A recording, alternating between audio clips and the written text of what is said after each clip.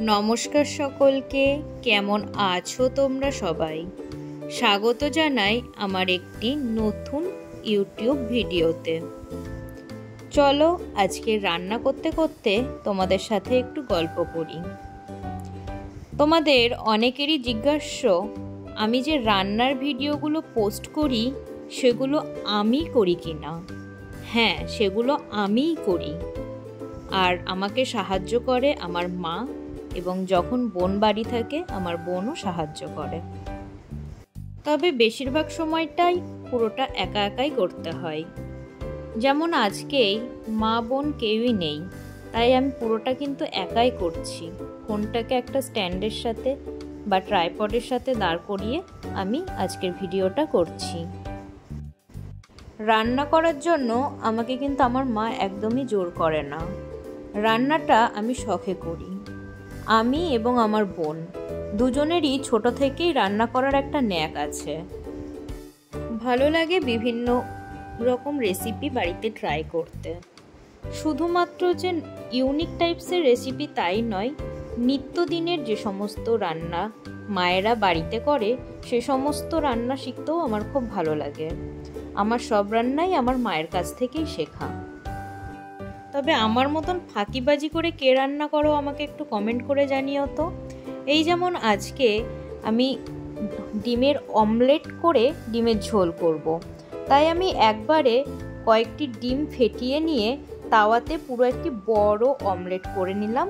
তারপর এটাকে সমান করে পিস করে নেব। তাহলেই হয়ে গেল। একবার একটা একটা করে 4টে ডিম ভাজার থেকে আমি একবারে পুরোটা করে 4 পিস করে নিলাম। এতে সময়টাও বাঁচলো আর আমার খাটুনিটাও বাঁচলো। গল্প করতে করতে দেখো ডিম ভাজা হয়ে গেছে। এভাবে সমানভাবে পিস করে নিয়ে এবারে আমি একটি থালের ওপর ডিমের অমলেটগুলি তুলে রাখছি। একদিকে ডিম সয়াবিনের রেসিপি হতে থাক, আর অন্য দিকের গ্যাসটাতে আমি ভাতের জল চড়িয়ে দিচ্ছি। এরপর চাল ধুয়ে দেব। ভাতটা একদিকে আস্তে আস্তে হতে থাকবে আর আমি ওইদিকে রান্নাটাও সেরে নেব। তাহলে একবারে দুটো কাজই হয়ে যাচ্ছে। দেখো ভাতের জল চাপিয়ে দিয়ে আমি এদিকে রান্নার জন্য মশলাটাকে রেডি করে নিচ্ছি। এর জন্য পেঁয়াজ এবং টমেটো কুচি করে নিয়েছি। পরিমাণ মতন আদা আর রসুনের কোয়া ছাড়িয়ে নিয়ে আমি এইভাবে ঘিসনির সাহায্যে ঘষে নিচ্ছি। ওদিকে চালের জল ফোটা শুরু হয়ে গেছে, তাই আমি এবারে চালটাকে ধুয়ে হাঁড়িতে দিয়ে দেব। হয়ে গেছে।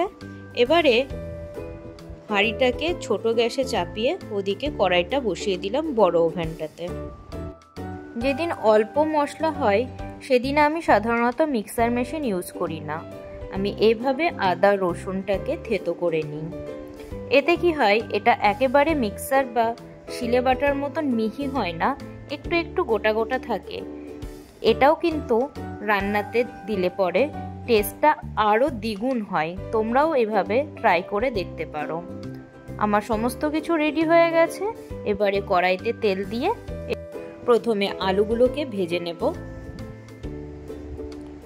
আলু ভাজা হয়ে গেলে আমি এই তেলের মধ্যেই সয়াবিনগুলোকেও ভেজে নেব। দেখো লাল লাল করে আলু ভাজা হয়ে গেছে, তুলে রাখবো। এরপর এই তেলের মধ্যেই আমি সয়াবিনগুলোকেও দিয়ে দেব। আচ্ছা, আর একটা কথা বলে রাখি, আমি কিন্তু খুব অল্প তেলেই সাধারণত রান্না করি। সয়াবিনগুলোকেও দেখো এভাবে ভালোভাবে নেড়ে চেড়ে সুন্দর করে ভেজে নেব। সয়াবিন এবং ডিম একসাথে কে কে রান্না করো আমার মতন একটু কমেন্ট করে জানিও তো, তাহলে বুঝতে পারবো আমার মতনও কে কে এরকম ফাঁকিবাজি রান্না করো। দেখো হয়ে গেছে সয়াবিনটা ভাজা, এবার সেটাকেও তুলে নেব। এদিকে আমি দেখছি ভাতটা হয়ে গেছে কিনা, এখন একটু বাকি আছে। সয়াবিনটা তোলা হয়ে গেছে। এবারে আমি ফোড়ন দিয়ে পেঁয়াজগুলোকে ভাজতে দেব।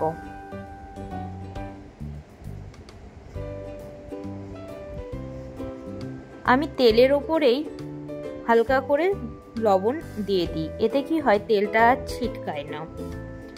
আর এর উপর পেঁয়াজটা দিলে পেঁয়াজটাও খুব তাড়াতাড়ি নরম হয়ে যায় এবং তাড়াতাড়ি ভাজা হয়ে যায়।